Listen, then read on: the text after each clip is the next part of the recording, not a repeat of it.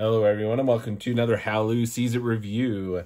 Today I am reviewing Merry Madness, an all-out game of frightful flinging. This is produced by the Op Games and featuring the wonderful theme of Disney's Tim Burton's The Nightmare Before Christmas. I figured this was perfect to release this review on Halloween, and I actually took this game to one of my kids' Halloween parties at school, and they had these different rotation groups, and I heard someone say, this is the best rotation, and so just made my day. And so yes, this is a really fun, frantic dice rolling game. Let's go ahead and show you what's in the box, talk about it, and talk about what I like about it, and show you how it plays a little bit. So Merry Madness, obviously you got the wonderful artwork and theme of The Nightmare Before Christmas. As far as rule books go, this is great. There's actually 3 variations of the game that you can play with. So varies it a little bit of whether you're trying to get rid of all your stuff, whether you're trying to collect sets of all the different, in this game, Christmas toys.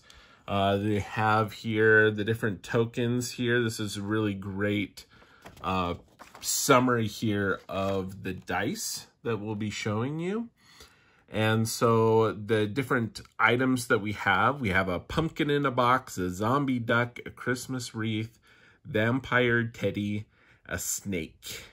And so then we have some other things we'll talk about here in a little bit, but the 3 variations, the rules are great, very clear, concise rule set. So really enjoyed that. There is one big bag that they provide to basically house everything. I decided I didn't want to sort those out each time, so I would just grab some sandwich bags myself to keep those separated out. Not needed. I think it would have been nice. I mean, again, I went and grabbed some sandwich bags. So they do provide one bag that you could house all of the different tokens, but I did that there. For some of the variations, they have basically you get a certain number of points, if you will. So the victory tokens here, or points markers, are these little gifts, which are great. They're decent, good quality cardboard there. Thin compared to, now they're not like super thin. They're actually pretty decent cardboard chunks. However, these tokens, which you are flinging around and picking up and moving around, are super thick. You can kind of see the comparison between the thickness on those. And again, these don't need to be thick. They're great. They're going to hold up well. These are super thick because I believe they made it that way so it's easier to grab them off the table, because in this you're going to be grabbing and you're going to be moving things really, really quickly. And so they made these super, super chunky cardboard tokens, and they are great. They're double-sided, which is also important because in the panic or in the hurry of moving all these pieces around, they would flip over. So that was vital for this to work as well. So they did a great job with both of those components. Double-sided, nice and thick to be able to move those around. Go ahead and show you the artwork and everything. Really great quality tokens. So very, very nice. Really enjoy those. So they did great with those. The dice, let's go ahead and show you the dice. Great quality dice here as well. They are printed on. There's going to be 3 different types of dice that you saw in the rule book a little bit earlier. There is the dice with a picture of all the different items. So we have our wreath, the zombie duck, the pumpkin in a box. There's the vampire teddy. Here's our wild. Yeah, and there's the snake. So we have all the different tokens there with a wild on one of the dice. We have on the other dice one of the locations or directions. So we have left, basically a little reminiscent of LCR, right? Left, right, center, if you played that. But we have left, right, left. There's also this is the center for this game. It's Sandy Claus's toy bag there. And then there's also a wild, which is this symbol here of from anywhere, basically. From center, any of the other players. And then there's a quantity die. So we have a couple of, there's what, 3 1s, I think, on there. A couple of 2s and a 3. So there is our quantity die, which we'll talk about. So everyone will get a set of this. This is a game for 3 to 5 players. So we have a set of those 3 different dice for each player. We'd grab one of those. And then we have the player boards. And again, very well done. Thematically, they just look really, really nice. So in here, they're workshop stations, right? So everyone's super excited. We have Jack, the Pumpkin King, Jack Skellington here, who is super excited about Christmas, wants to participate in that. So everyone has a certain workstation. And so again, there's different variations, but I'm going to explain kind of the variation that I like the best in this.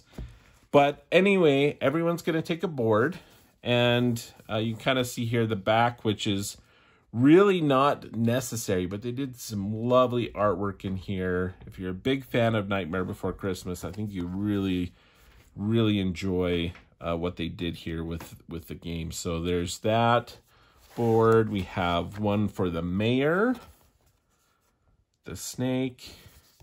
They kind of look like presents, right? So they're presents from the mayor. They have little name tags there, which is really cool. That they get to highlight the characters. There's like the Santa Claus hat for Jack there. Here's the center board. So this is the Sandy Claus bag. Here's a couple of other player boards. From Zero, we also have this one here from Lock, Barrel, and Shock.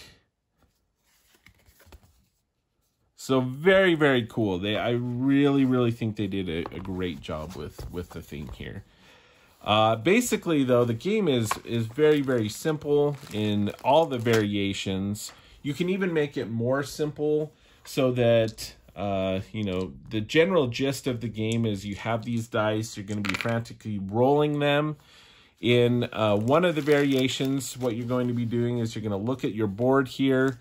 Everyone's going to start with like 3 of the tokens that don't belong or that they don't want necessarily. So we have this in the corner, the wish list. So I would be trying to gather and have vampire teddies on my workstation and nothing else. So I'm not trying to gather all of them or anything, but when I have a workspace that has only some number of these vampire teddies, then I would be the winner. And they have some different things to shout out that, so I think this is the variation that I'm referring to now, and you would yell out, "Seriously spooky!" At the beginning of all of the variations, the What's This song, one of my favorites from the movie. You go ahead and start 1, 2, 3, what's this? And that starts the gameplay. But as soon as someone has that, they shout, "Seriously spooky," and they would be the winner. And how that starts is because you start with 3 of everything other than the vampire teddies. So people are going to have a set of 3 teddies on their board. There's going to be a bunch, or the remainder in the middle. But I'm going to start with 3 zombie ducks and 3 pumpkin in a box, 3 snakes, and 3 of these wreaths on my board.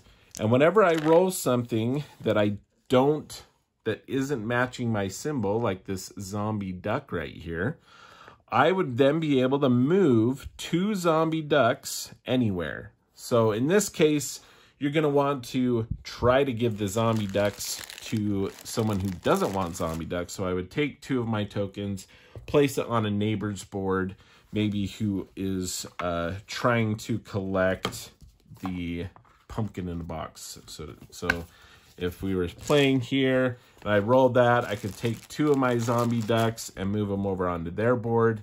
Now that gives them 2 more things that they have to get rid of off their board. Whenever I roll and I roll the same symbol, the same thing, so this vampire teddy, I'm looking for those, then I take that many from that location.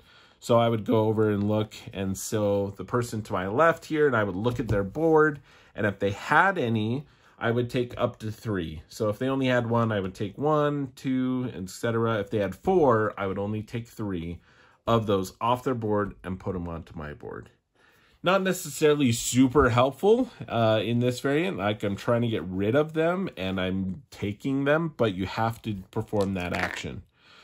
Then we have the case of the Sandy Claus bag. So if I had any of the pumpkins in a box, I could take 1 of those and move it to the center. So just simply move it to the center and I'd roll again. If I don't have any pumpkins to give, then I simply would roll again. And you keep going as fast as you can until you get rid of all the things that it shouldn't be here off your board, only remaining those tokens that are showing in here. Very, very fun, very quick. The games, again, we played this with a group of 6th graders, and they all really enjoyed it. There is a quick element to it, and there's a little bit of processing initially.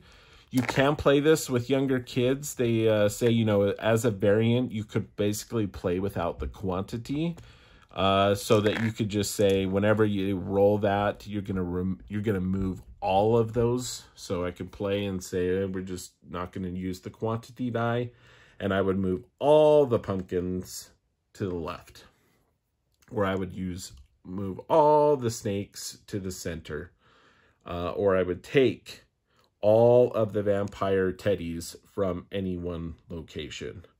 And you could continue and you could play that way. So you can simplify it that way. There's depending on how you're sitting, there might be a little bit of confusion on left and right if I'm sitting here and there are people across from me. But it's very, very fast. We were playing games generally like 5 minutes or less, and 1 round of that. So yeah, and basically you would play, you would get a ghoulish gift, as they're called, one of these victory points, and the first to 3 would win. So you could do it that way. You could just play a quick round, and there's different variations again where you get points or these ghoulish gifts for getting a set, for number of sets. So you're trying to collect a bunch of different sets of the gifts, and as soon as they're all gone from the center here, that would end it for that one, I believe. There's also another one here where you're basically just trying to get rid of everything off of your board first, and starting with a random assortment of these. So very, very fun game. I really enjoyed this one a lot. This was Merry Madness, produced and published by the Op Games. I really think this is a great one for holiday parties, and it's a great one for Halloween. A great one for Christmas too, with the family. pull them around. If this isn't your thing, oh wow, sorry, hit the camera there. If this isn't your thing, hey, you're like, man, that game looks fun, but the theme not so much, don't worry, because this game here, the Harry Potter Mischief in Diagon Alley, is basically the same game with the same 3 different variations, but it is all Harry Potter themed. And I'll do another video review very soon on this one as well, and highlighting and showing you those components as well there. So thanks for watching this video. If you enjoyed this video, give it a like, thumbs up, and consider subscribing to the channel. We'd love to have you on here, and love to do more of these reviews. So thanks for your help in that, and hopefully you found this helpful. Really fun Halloween themed game, especially for those who are a big fan of Nightmare Before Christmas. And if the game looks fun but the theme is not, Diagon Alley Harry Potter is another option for you. So look for that review coming soon. And that is how Lou sees it. Happy Halloween, everybody.